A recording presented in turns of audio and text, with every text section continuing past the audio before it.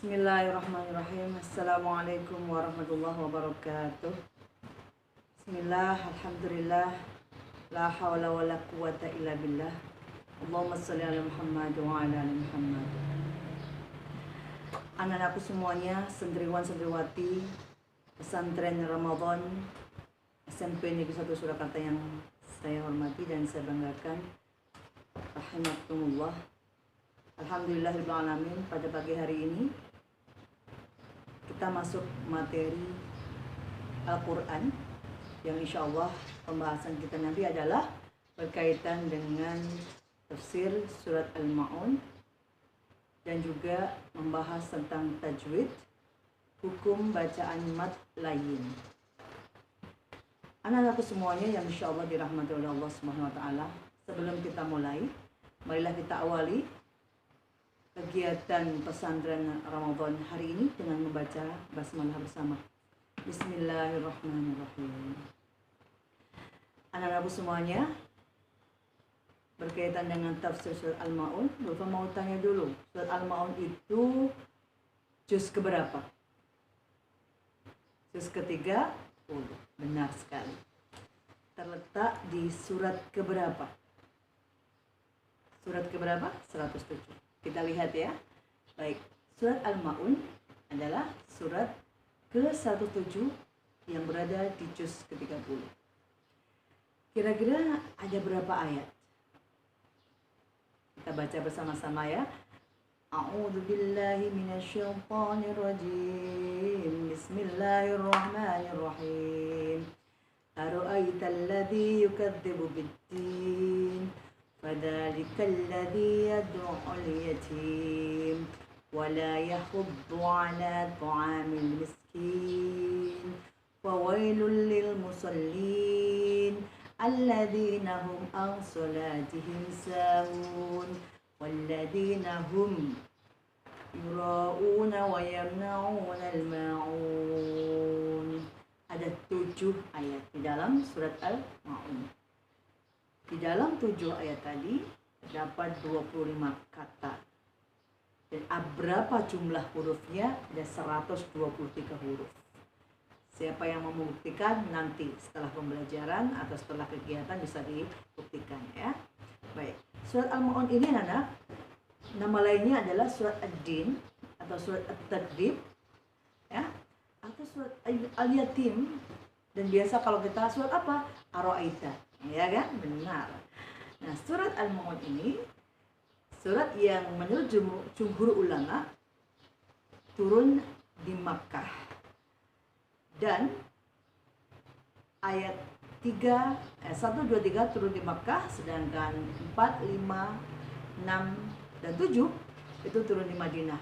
Itu menurut Ibnu Abbas dan Qatadah, yang mana surat Al-Ma'un ini turun setelah surat At-Takatsur ya. Ayat 1-3 yang turun di Makkah tadi ini memang berkaitan dengan Abu Sufyan Al-Asal bin Wail, yang mana Abu Sufyan ini biasalah memasak masakan besar gitu ya. Biasa masak 2 unta besar setiap hari disantap bersama kaumnya. Tetapi ketika ada seorang anak mendatangi pintunya, mengetuk pintunya untuk meminta pertolongan, dia malah nggak bantu, malah memukul anak yatim ini dengan tongkat dan mengusirnya. Maka Allah kemudian menurunkan ayat ini. Itulah salah satu asbab nuzulnya atau sebab turunnya Al-Quran surat Al-Ma'un ayat 1-3.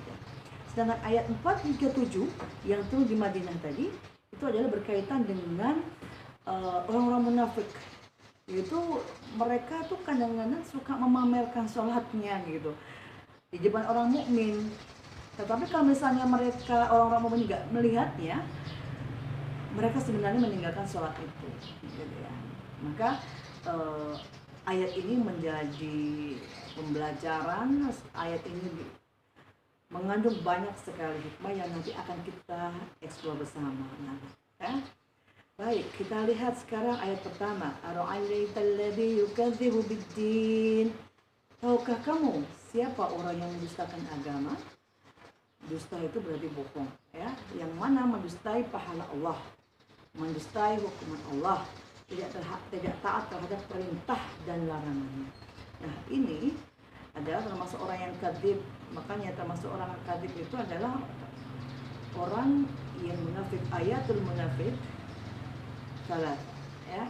Wa idza hadatsa kadzaba. Jika dia berkata dia berbohong. Nah, itu.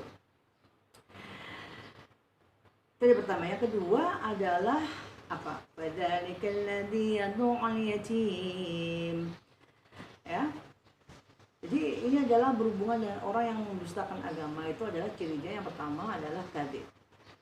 Itu yang kedua adalah orang yang mendustakan agama itu adalah orang padzalikal ladzi yad'ul yatim, orang yang tidak mencintai anak yatim, orang yang menghambat hak-hak anak yatim atau berbuat zalim kepada anak yatim. Nah, ini adalah yang ingin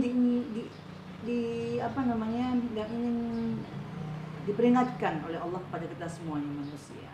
Ya, maka ayat kedua ini menjadi pembelajaran kita, tidak boleh menyanyiakan siapapun mereka, bahkan anak yatim yang telah memang kalau menurut Rasulullah anak yatim dengan Rasulullah nanti di surga seperti Anda, gitu ya. Baik. Yang ketiga, wala yahuddu ala ta'amil miskin, dan tidak menganjurkan memberi makan orang miskin. Dia sudah tidak mau menolong, bahkan dia memprovokasi kawan-kawannya untuk gak usah deh kasih orang miskin itu, gitu ya.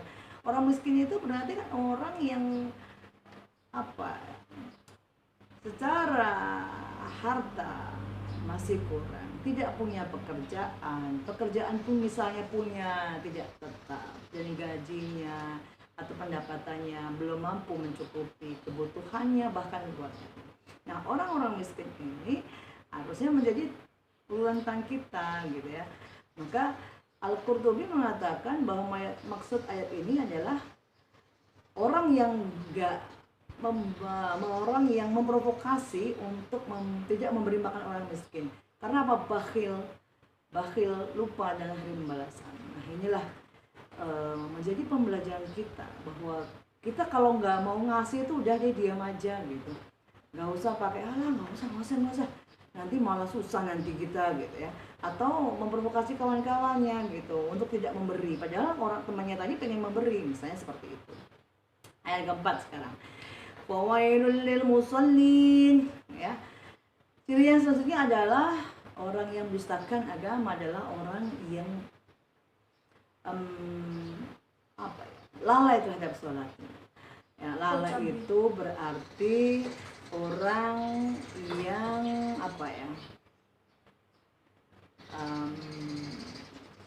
akan dimasukkan neraka jahanam, azab yang sangat pedih. Wailul lil musallin, ya, neraka yang pedih bagi orang yang mendustakan atau orang yang sholat tetapi kok malah dapat wail, gitu ya. Kira-kira kenapa, gitu ya? Ternyata orang yang sholat tetapi wail mendapatkan neraka. Jadi jangan bangga dulu ketika orang udah sholat, kita mau ada sholat ternyata bangga. Enggak.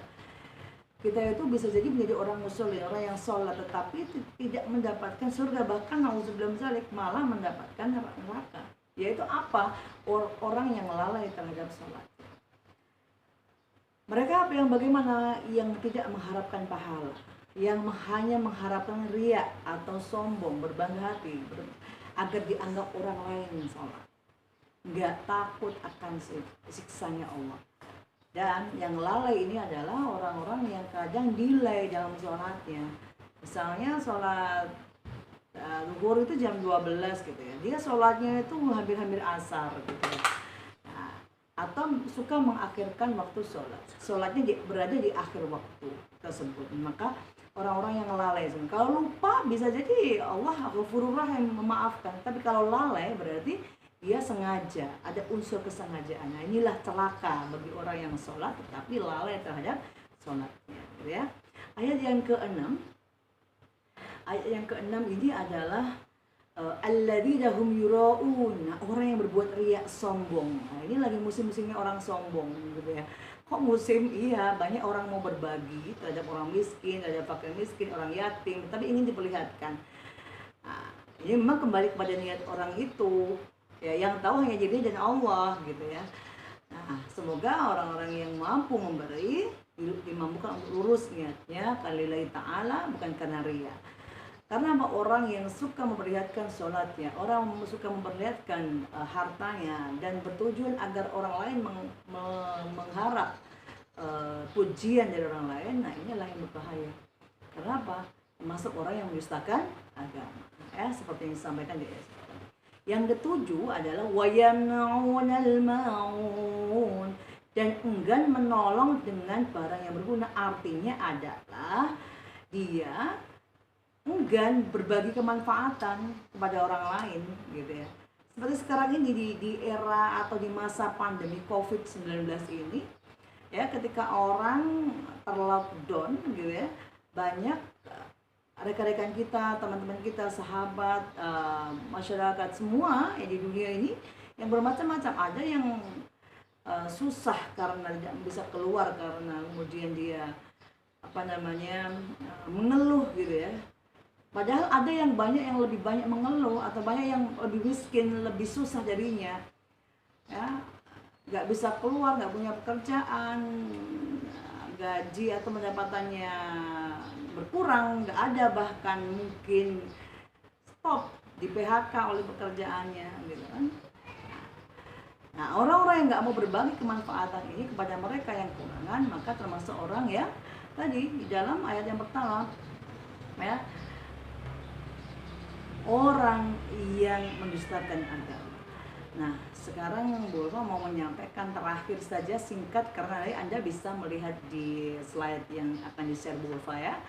Nah, ini adalah pelajaran yang bisa kita ambil di surat Al-Ma'un berkaitan dengan pandemi seperti ini adalah kita marilah kita berbagi kemanfaatan kepada yatim piatu, kepada orang miskin, kepada orang yang membutuhkan pertolongan kita dalam bentuk apapun.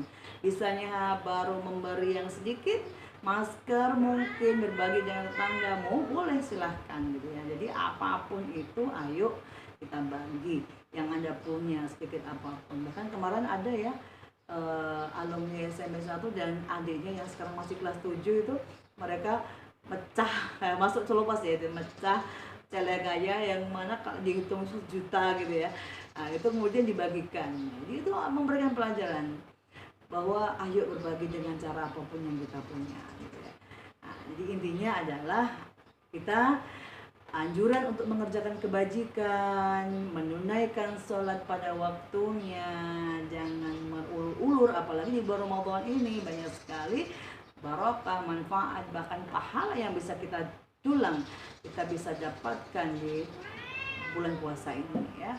Yang terakhir adalah jangan sampai kita berbuat amal itu menjadi sia-sia karena sombong, karena sum'ah, karena kita ingin dipuji oleh orang lain. Ini naudzubillah min dzalik. Maka ayo kita luruskan niat kita karena Allah Subhanahu wa taala dalam beramal setiap langkah kita ya. Itu yang Ulfa sampaikan berkaitan dengan tafsir surat Al-Ma'un. Nanti untuk tugasnya ada di slide PDF yang Bu Ulfa sampaikan. Sebenarnya apa sih pelajaran yang bisa kita ambil dari surat Al-Ma'un jika dihubungkan dalam kondisi pandemi COVID-19 ini? Jawabannya bisa dikirim anak-anak di Google Form yang ada di bagian keterangan gitu ya. Dan nanti berikan contoh juga perbuatan yang dapat dilakukan atau mungkin yang sudah pernah Anda lakukan di masa pandemi ini. Berbagi masker, berbagi makanan ya kepada tetangga atau siapapun itu. Ya, itu tentang tafsir. Nah, semuanya. Sekarang masuk yang kedua. Maksud yang keduanya adalah hubungan dengan tajwid nih. Tajwid tadi Bapak menyampaikan tentang bacaan mat lain, ya kan? Nah, bacaan mat lain ini adalah bacaan mat yang dibaca panjang sebenarnya, tapi menjadi lain. Lain itu kenapa? Karena jika ada huruf ya berharokat fathah ketemu dengan huruf hijaiyah wawu sukun atau mati, dan sukun atau mati ini berada dalam satu kalimat. Misalnya tadi coba kita lihat di ayat yang ke berapa? Aro'aita, aita, nggak boleh bacanya aro'aita, salah.